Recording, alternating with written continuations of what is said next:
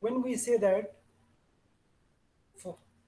phosphate has a charge of -3, it actually means that you have 3 times minus 1.602 into 10 raised to minus 19 coulomb.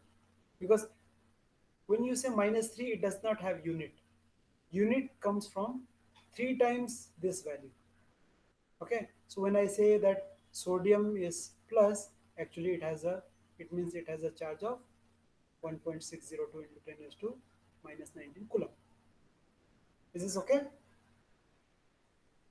ठीक है? Yes, sir. Okay, तो हम लोग तो charge तो कितना होता है, एक होता है, दो होता है, या फिर you know when you have let's say NaCl, what is the charge, or NaOH, what is the charge here? +1. Plus. Plus 1, this is -1, right? So it means how much is this charge? -1 का मतलब कितना हुआ? -1.6. 1.6 into 10 raised to minus 19, and +1 का मतलब है 1.6 into 10 raised to minus 19 coulomb. Now this is if you have an electrovalent bond, is an ionic bond. But if you have a polarized bond, like let's say HCl, HCl में क्या है, these electrons have slightly moved this side, तो charge जो है -1 होगा कि कम होगा? Delta minus. हाँ. When I say delta minus, what is the meaning of delta minus? It's a small charge. It is not -1. -1 कब होगा? When these electrons move completely here, this will become -1 and this will become +1. But these electrons have not moved completely to this side. It is just a polarized bond. इसका मतलब है आपका ये जो है, it will be the charge on Cl will be how much in HCl? Some small number multiplied by 1.6 into 10 raised to minus 19 coulomb. Is it okay? Which means Yes, sir. the charge when I have any molecule, a dipole molecule, what will be this charge? It will be some number multiplied by the charge of the electron. Is this clear? And what is the charge of an electron? 1.6 1.6. into coulomb. But 10 in raised terms to of minus CGS, 19.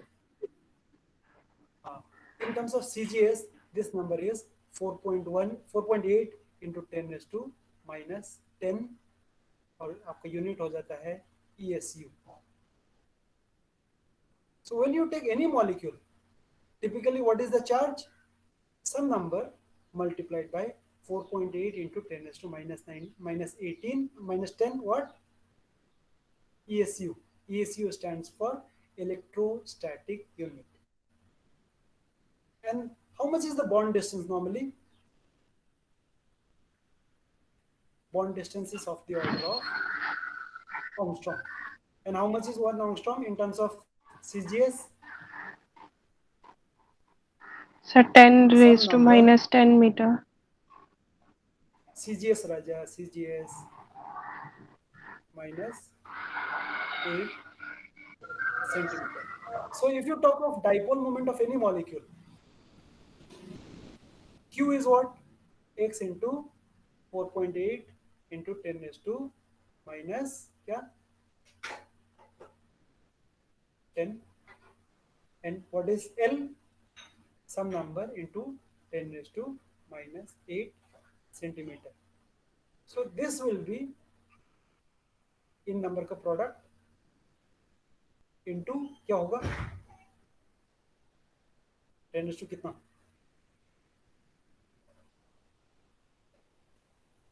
10 raised to कितना? -18.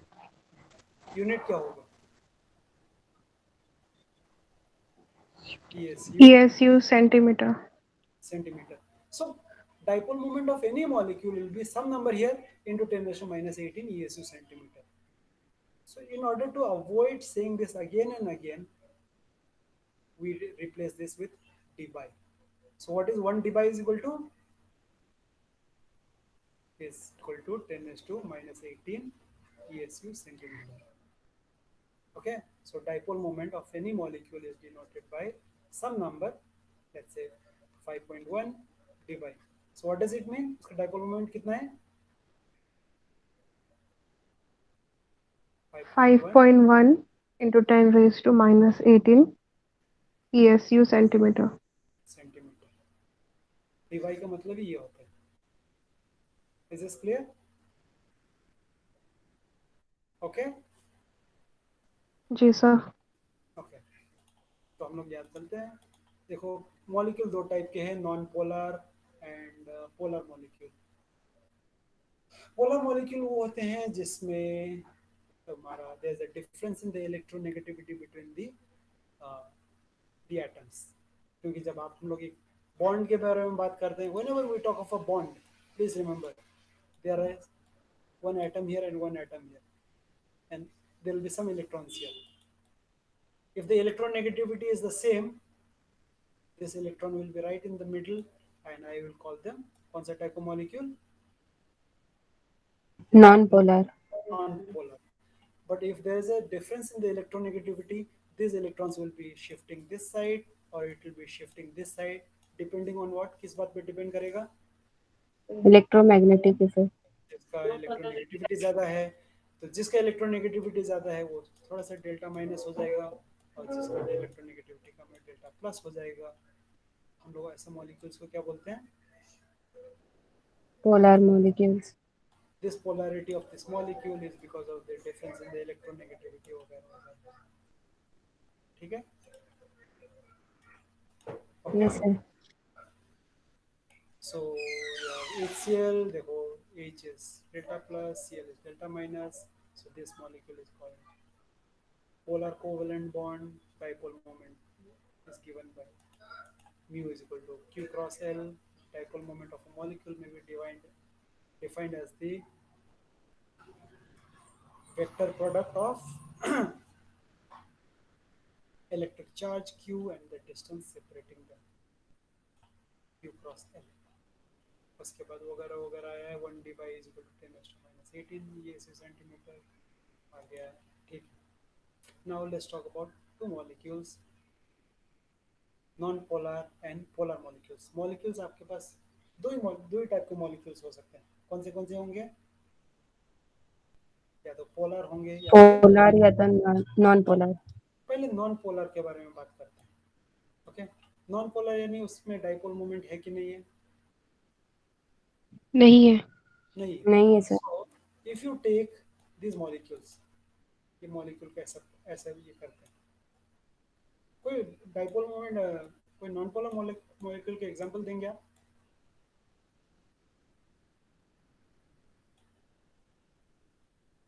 Any?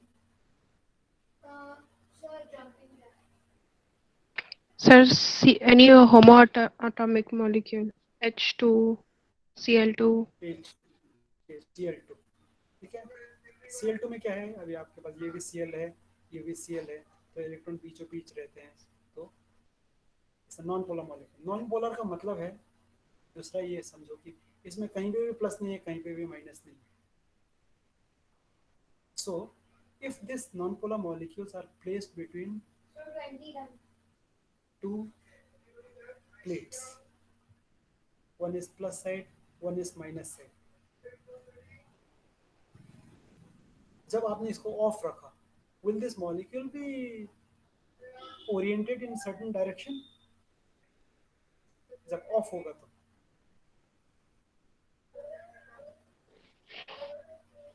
Sir, No, its sir. orientation will remain same. नहीं, orientation will be random ना, जिसको जो मन में आए वैसे. हाँ. तो ये नहीं, ये मॉलिक्यूल ऐसा है, ये मॉलिक्यूल ऐसा है, ये मॉलिक्यूल ऐसा है, ये मॉलिक्यूल ऐसा है, कैसे भी रहेगा क्योंकि उनको कुछ है नहीं. Okay okay. So if a Yes, sir. non-polar molecule is placed in an electric field, अभी इलेक्ट्रिक फील्ड ऑन किया ये लोगों ने, ध्यान रखो. लेकिन जैसे तुमने ऑन किया, तुम क्या करोगे? अभी देखो, अभी सपोज ये तुम्हारे पास मॉलिक्यूल भी है, अभी ये Cl2 है सपोज. तो ये प्लस है, ये माइनस है। अब ये जब ये ऑन नहीं था, this electrons will right in between. जिसे तुमने ऑन किया, क्या हो जाएगा, this electrons will be shifted towards this side, right. So इसका मतलब है as soon as you put this on, there will be an induced polarization. We'll use this word, induced polarization. इस polarization को induce किसने किया? Who induced this polarization? Electric field. Electric field. यानी induce का मतलब ही है कि अगर आपने इलेक्ट्रिक फील्ड जीरो रखा, what will be the induce polarization? Zero. Zero. Zero. Okay, इसका मतलब है कि आपका induced polarization is by nature temporary होता है। यानी आपने ऑन किया तो पोलराइजेशन रहा। पोलराइजेशन का मतलब क्या है? तुम्हारे पास जगह नहीं होगा, देखो ये देखो, no this is a dipole. पहले क्या था, this is non polar molecule, यानी उसका प्लस और minus was centered in one place.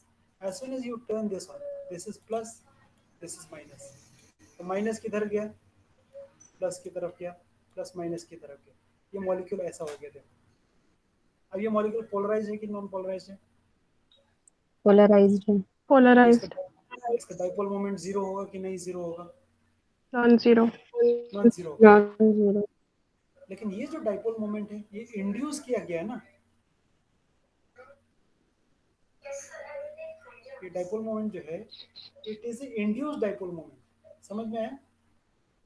Yes, sir. किसने इंड्यूस यस किया सर। इसको?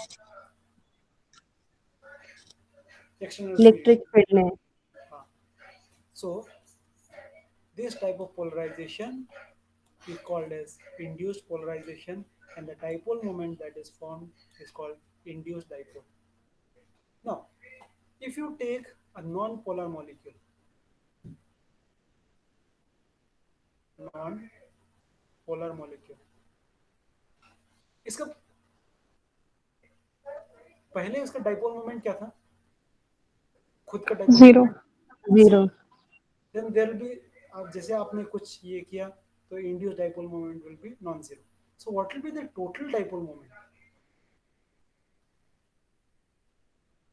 It will be equal to induce dipole moment. समझ में आया? Yes, sir. क्योंकि इसका जो खुद का जो पहले का जो डाइपोल मोमेंट वो तो जीरो है। सो जो जितना इंड्यूस्ड होगा वही उसका टोटल ये होगा। So now let's, instead of talking in terms of dipole moment, let's talk in terms of polarization. Total polarization will be equal to induced polarization. ये is this clear? Yes sir. Yes, क्योंकि sir. जैसे आपने induced को off किया, what is the polarization? Zero. Zero. Zero.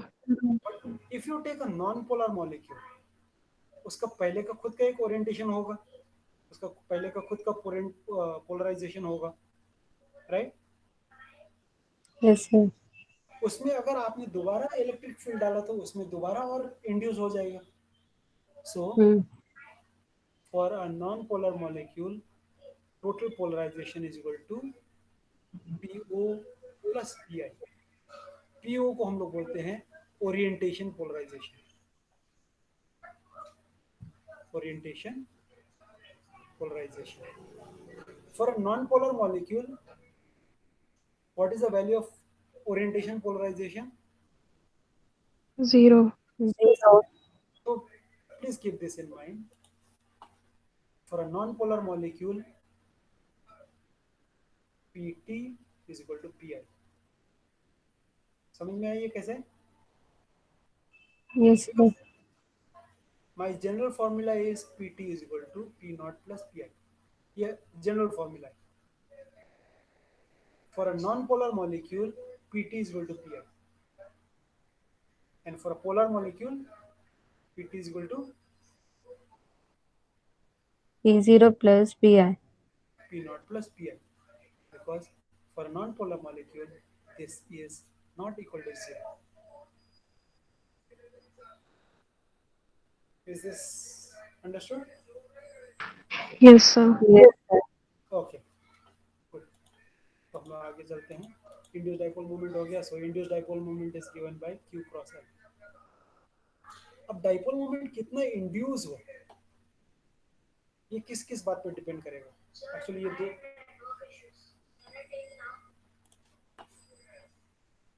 the magnitude of mu I will depend on two factors. First is the strength of applied field. समझते हैं आप? Applied field ज्यादा होगा तो इंड्यूस्ड डाइपोल मोमेंट कम होगा ज्यादा होगा. ज्यादा होगा. और अप्लाइड फील्ड कम हुआ तो कम होगा. कम होगा. So I can say that induced dipole moment is directly proportional to applied field, strength of applied field. Yes. Yes. Yes, sir. And when I remove this proportionality, I have to introduce a constant. This alpha is called polarizability.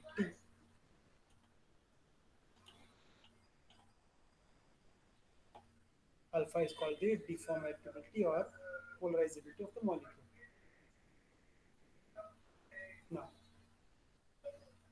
Now you don't have this. Mossotti and Clausier, they showed that Pm is equal to this much. Okay, यहाँ पे देखो आप लोग ये किताब पे लिख लो this value. Okay, 4/3 pi n alpha is your Pm. Let me just show it to you. Pm या Pt एक ही बात देखो. For a non-polar molecule, Pm is equal to Pi. ये समझ में आया? ये कैसे Yes, है? sir. Yes, sir. Okay, and Pm is 4/3 pi n alpha. अभी हम लोग नॉन पोलर में भी जाके देखते हैं, पोलर में भी जाके देखते. पोलर में अभी आपके पास देखो Pt इज इक्वल टू क्या हो गया देखो अभी Pi plus P naught. Pi plus P naught, right? But Pt is this much d minus 1 d plus 2 m by d.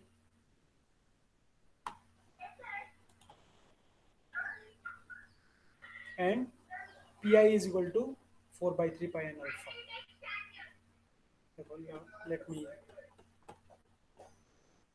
write this for you. What is Pi? Induced polarization. And this is nothing but 4/3 4/3 pi n alpha. alpha. Okay. देखो मैं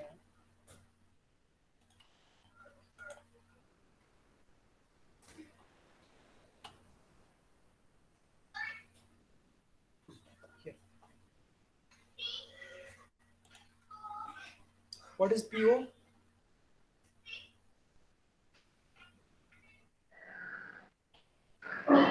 d minus 1 नहीं, इसलिए मैं आप लोगों को ये बता रहा हूँ. इसलिए लिखो ये 4/3 pi n mu square by 3 kt. लिखो ये Pt is equal to d minus 1 d plus 2 m by d. Please write this down. ये टर्म लिखो, तुम्हारे किताब जाने दो. Write these three things. Pt is equal to d minus 1 d plus 2 m by d. Pi is equal to 4/3 pi n alpha. P naught is equal to 4/3 pi n mu square by 3 kt.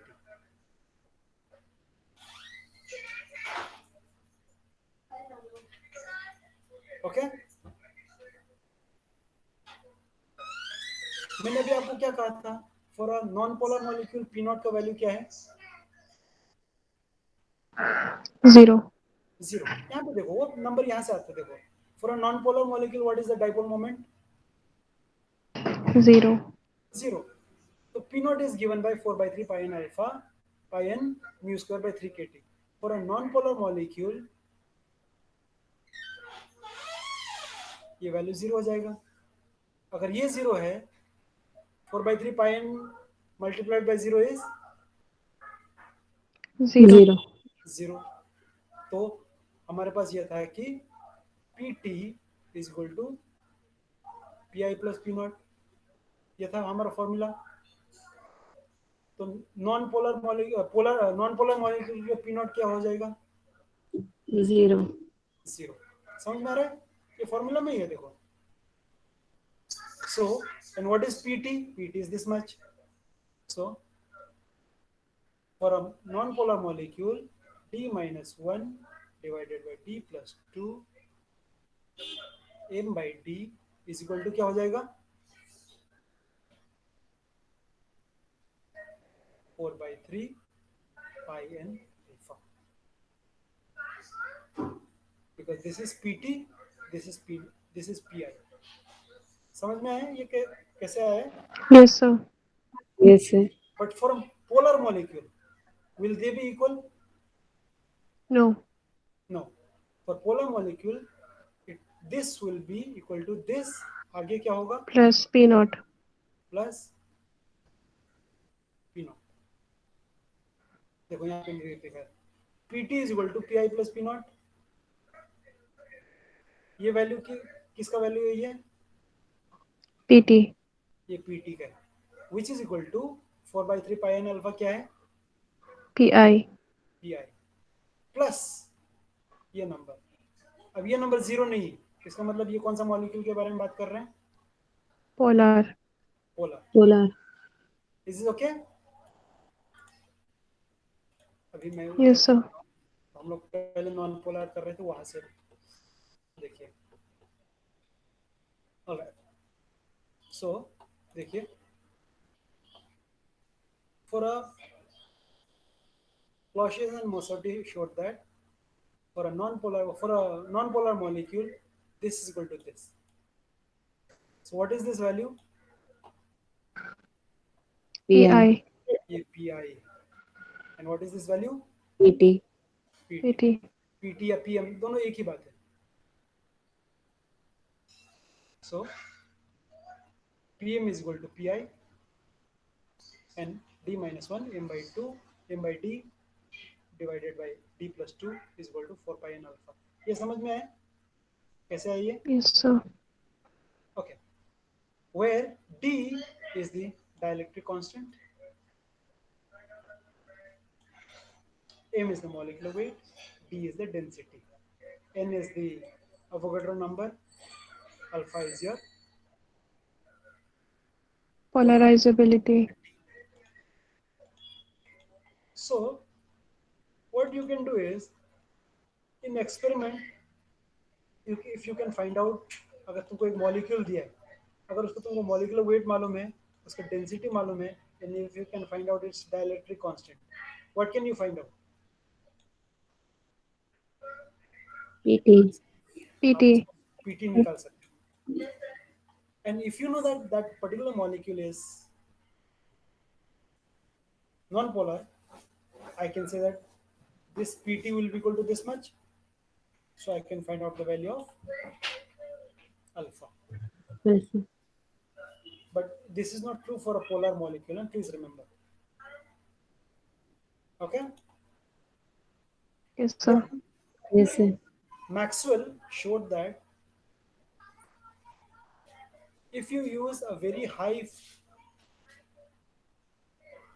wavelength light,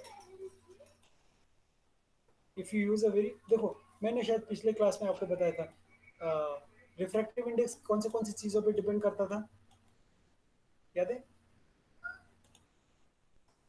refractive index depend on Incident or refracted angle.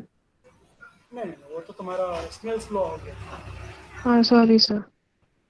It depends on two things. It depends on the temperature and it depends on the wavelength of the light used. Wavelength.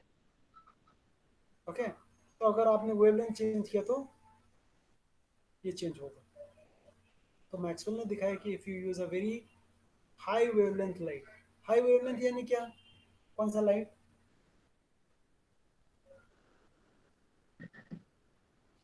कौन सा sir light, radio waves, microwave. Radio waves, microwave.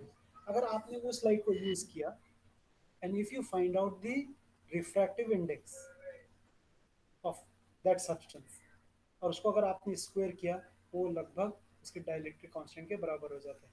So instead of finding out dielectric constant, you can find out n alpha, n infinity. What is the meaning of n infinity?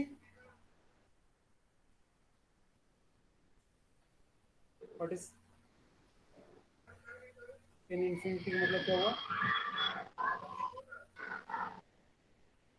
Refractive index at infinity. At infinity नहीं, infinity तो कुछ होता नहीं है, using a very very light of large large, wavelength.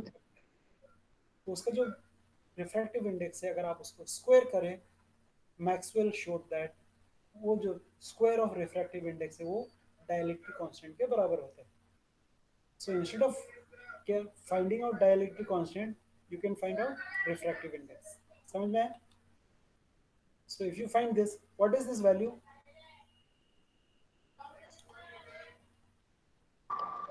PT. ये PT। तो आपने एक बार PT पता किया, तो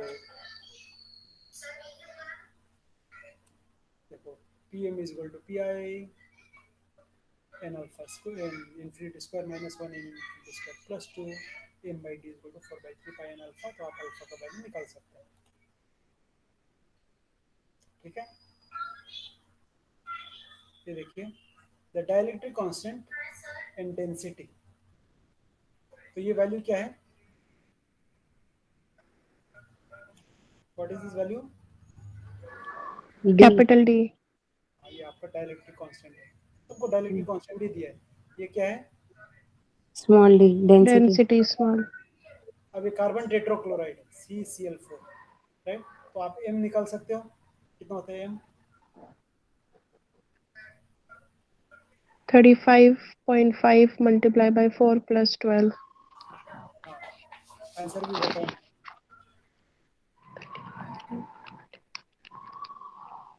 154। नाउ तुम्हारे पास d मालूम है, m मालूम है, स्मॉल d मालूम है, can you find out pt? p yes. Minus p plus Yes, two, sir. तो तुम्हारा ये pt। अब CCl4 जो है is a non polar molecule, so pt will be equal to pi, और pi कितने के बराबर होता है? 4/3 पाई एन अल्फा। तो can you find out the value of alpha. Alpha? Alpha का वैल्यू निकाल सकते हैं? यस। करेक्ट, बस उतना सही है। सो calculate its molar polarization. Molar polarization कितने कितने के बराबर होगा? इंड्यूस पोलराइजेशन के बराबर होगा। एंड सर पोलराइजेबिलिटी आप, पीएम है ना? हाँ PM, PM PT they are interchangeably used, कोई प्रॉब्लम नहीं है। तो पीएम इज इक्वल टू ये, तो ये आ गया, पीआई निकल गया, एक बार पीआई निकल गया तो अल्फा इज इक्वल टू निकल जाएगा। यहाँ पीआई की जगह पे देखो ये लोग ने पीटी डाला हो, पीएम डाला हुआ, देखो ये तुम्हारा पीएम है, पीआई की जगह सब्स्टिट्यूट किया, क्यों? Because it is a non polar. ध्यान रखो, ये आपको ये बताना जरूरी है, नॉन पोलर है इसलिए पीआई और पीएम सेम हो जाते हैं, नहीं तो सेम नहीं होता था। ठीक है, Yes, sir. तो ऐसा करके हम लोग सॉल्व कर सकते हैं। अब देखिए, अभी if you talk of a polar molecule, polar molecule में देखो जब ऑफ भी था, so तभी भी it has some polarization, right? So the second effect, which is orientation polarization, it concerns only the polar molecules. Each of the polar molecules have a positive and negative end, even in the absence of electric field. Okay, they are randomly distributed in all directions due to thermal. लेकिन जैसे आपने electric field डाला तो it arises two disturbing effects. First, the usual distortion of the positive and negative because of your induced polarization. ये तुम्हारा PI हो गया. दूसरा क्या हो गया? The field would tend to orient all the molecules in the direction, and this is called orientation polarization. ठीक है? Sir, PO will be before the electric field, na? नहीं, देखो. Okay. देखिए, एक minute. Now, let's say for a non-polar molecule. Non-polar, ठीक है? Non-polar यानी क्या? इसका प्लस और minus is in one place, right? इसको हम लोग नॉन पोलर बोलते हैं ना. ये तुमने इंड्यूस्ड यहाँ पे इलेक्ट्रिक फील्ड डाला तो क्या हो जाएगा? This molecule become like this.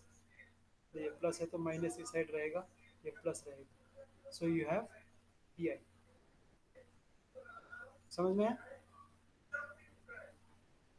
Yes, sir. Okay. अभी हम लोग पोलर मॉलिक्यूल को लेते हैं.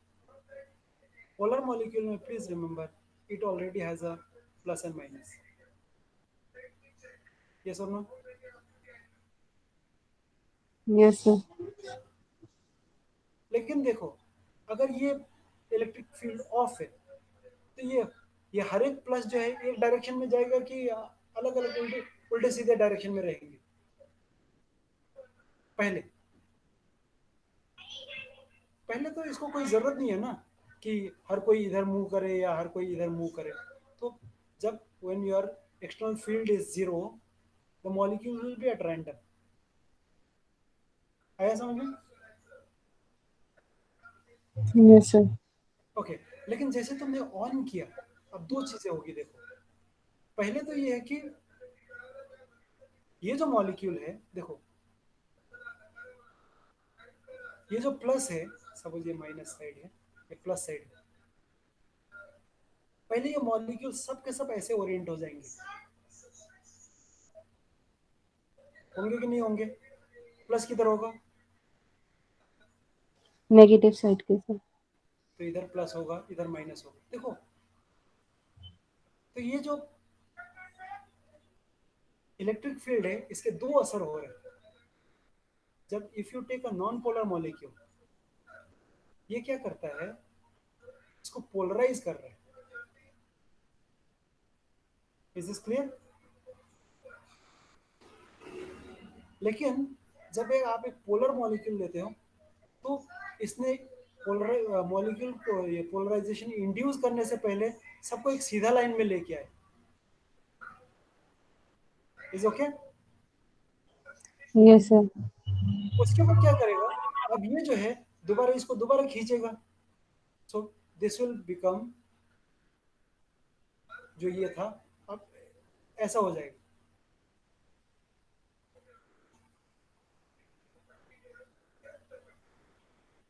तो यहाँ पे देखो दो असर हो रहा है. एक तो ये है कि आपके जो मॉलिक्यूल्स हैं उनके उनको सीधा करे, उनके ओरिएंटेशन को ठीक कर रहा है कि नहीं कर रहा है?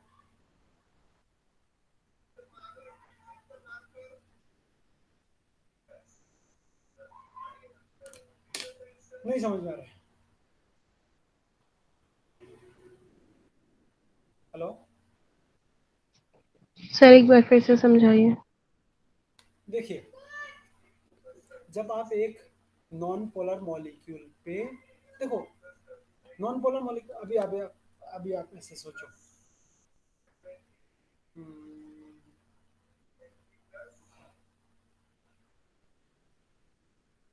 Suppose you have one person here, ये आदमी है, लेकिन उसका कौन सा साइड अप है कौन सा साइड डाउन है हमको नहीं समझ में आ रहा. There is no up side, there is no down side, right? So when you have a non-polar molecule, it doesn't have a plus side, it doesn't have a minus side. तो जैसे तुमने ये अप्लाइड इलेक्ट्रिक फील्ड डाला, ये क्या करेगा? Opposite charges को अपने इंड्यूस पास खींचेगा. It induces dipole moment. तो ये क्या करता है, प्लस माइनस को इधर खींचा, प्लस को इधर खींचा, और ये जो खींचने की वजह से एक डाइपोल मोमेंट क्रिएट हुआ। समझ में आया? हाँ Yes, सर। sir. ये जो डाइपोल मोमेंट है हम इसको क्या बोलेंगे? Induced dipole moment. Induce dipole moment. अभी देखो पोलर मॉलिक्यूल के बारे में देखो, पोलर मॉलिक्यूल में ऑलरेडी एक प्लस और माइनस है। तो जैसे तुमने ये ऑन किया, अब ये दो काम करते हैं। पहले ये है कि इनको सबको एक सीधे लाइन में लेके आता है।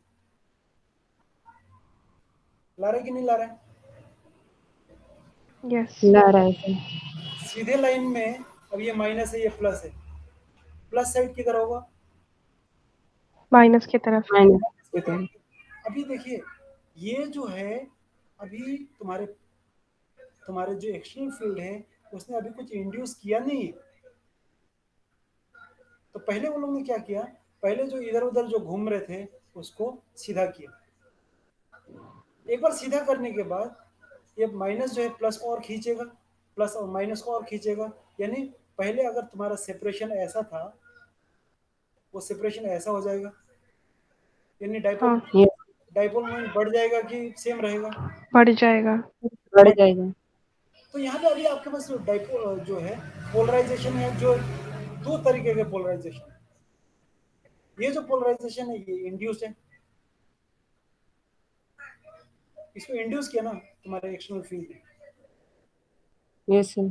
हाँ, लेकिन ये जो है, ये जो पोलराइजेशन है, इसको तो तुम्हारे इसने इंड्यूस तो नहीं किया ना, इसने कुछ बनाया नहीं, इसने क्या किया, सीधा लाइन कर दी। तो इस पोलराइजेशन को ओरिएंटेशन पोलराइजेशन बोलेंगे। Is this clear? Yes, sir. Yes sir. तो देखिए, so if you have a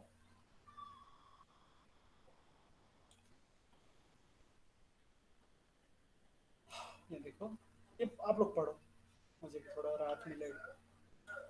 यहाँ से ये पढ़ो।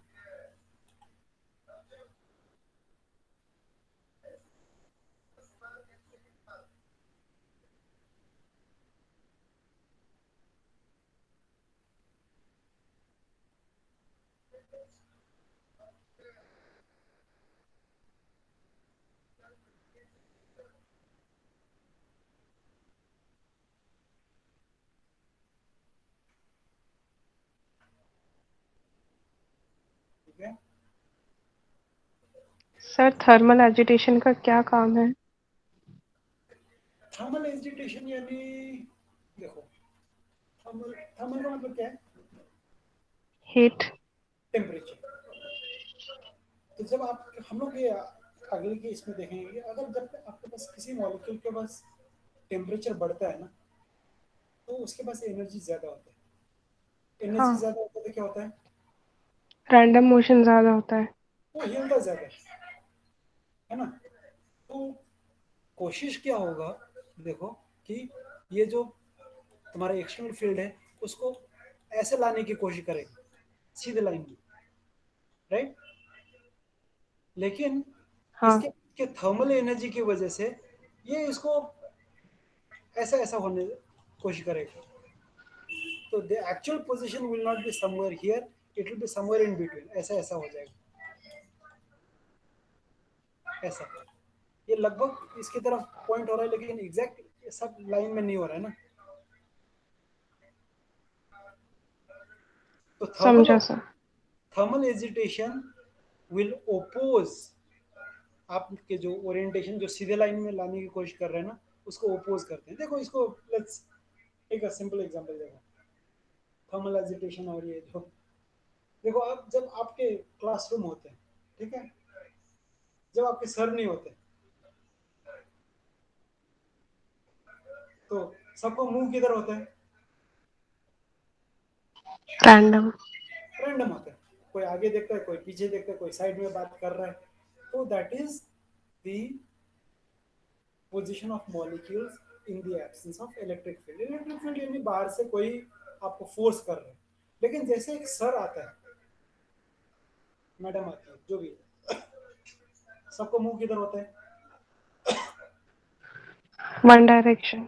सामने की तरफ। Now in an ideal world सबका मुंह जो है स्ट्रेट सर की तरफ होना चाहिए, होता है? नहीं। नहीं होता है, क्योंकि आपका फिर भी वो तो खुसर खुसर होता है।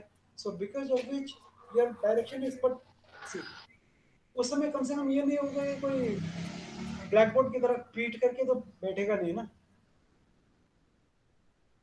तो एक्चुअली आइडियली होना कैसे चाहिए? आइडियली ऐसे होना चाहिए, राइट? लेकिन थर्मल एजिटेशन की वजह से लगभग कैसा हो जाता है, ऐसा हो जाएगा। देखो मोर और लेस सबका सबका डायरेक्शन सही है, लेकिन एग्जैक्ट ओरिएंटेशन नहीं है। Is this clear? Yes sir. जी सर। हाँ, तो ध्यान रखो तुम्हारा टेम्परेचर जितना ज्यादा होगा, ओरिएंटेशन पोलराइजेशन कम होगा कि ज्यादा होगा? कम ज्यादा होगा। होगा। ज्यादा होगा। नहीं, कम होगा सर। कम क्यों होगा? सर क्योंकि टेम्परेचर बढ़ रहा है तो रैंडम ओरिएंटेशंस हो गए। तो आपके पास ज्यादा एनर्जी हो जाएंगे ना। ज्यादा एनर्जी हो जाएंगे तो सबका मुंह एक तरफ रहेगा कि उल्टे सीधे हो जाएंगे? रैंडम होगा। रैंडम हो जाएगा। और जितना रैंडम हो जाएगा तुम्हारा ओरिएंटेशन पोलराइजेशन कम होगा। इसलिए हम लोग देखेंगे, देखो आप अगर आप फॉर्मूला देखेंगे ओरिएंटेशन पोलराइजेशन का, देखो इसमें तुम्हारा टेम्परेचर नीचे देखो, दिख रहा है? Yes sir. यानी टेम्परेचर बढ़ेगा तो ओरिएंटेशन पोलराइजेशन कम होगा। कम होगा। दे आर कम इनवर्सली। होगा। Okay, is okay? Yes sir. So let's stop this class here. कल यहीं से कंटिन्यू करेंगे, ठीक है? जी सर। ठीक है, thank you sir. Thank you बेटा। सर कुछ डाउट पूछना था। पूछो ना। सर आप रिकॉर्डर ऑफ कीजिए। हाँ, एक मिनट रुको।